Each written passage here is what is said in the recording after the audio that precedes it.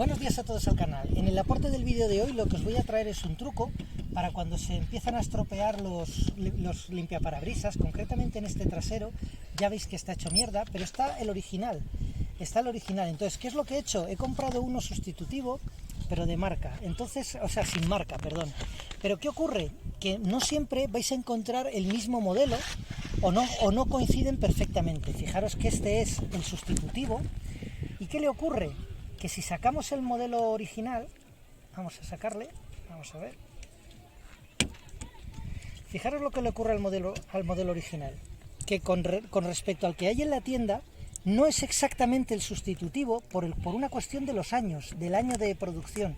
Entonces, ¿qué ocurre? Que aunque entra, fijaros qué ocurre, que no agarra. ¿Os dais cuenta?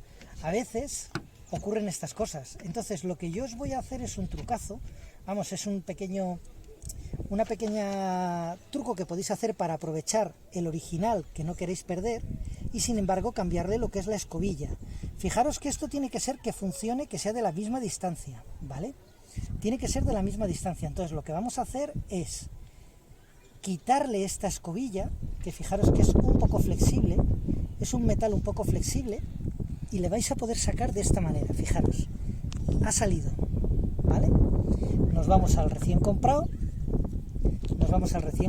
y con el mismo cuidado de no romperlo, lo que vamos a hacer es sacarlo. Vamos a ver cómo nos las apañamos para que salga sin romperlo. Mirad, ya sale. Entonces, lo que vamos a hacer es volverlo a meter por aquí. Vamos a volverlo a meter. Daros cuenta que esto, lo bueno que tiene es que esto sí que es universal. Entre ellos, lo único que tenéis que tener es el cuidado de que entre bien por la canalización. Vais con cuidado y en la parte final lo único que tenéis que hacer, si lo habéis agarrado bien, es hay que doblarlo un poquito, con paciencia, con cuidado, hasta que entre bien la canalización, ¿vale?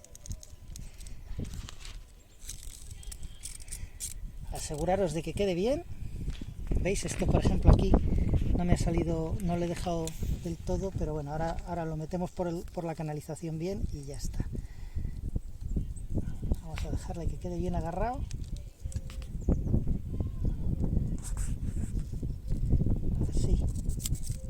Así queda bien agarrado, ¿vale?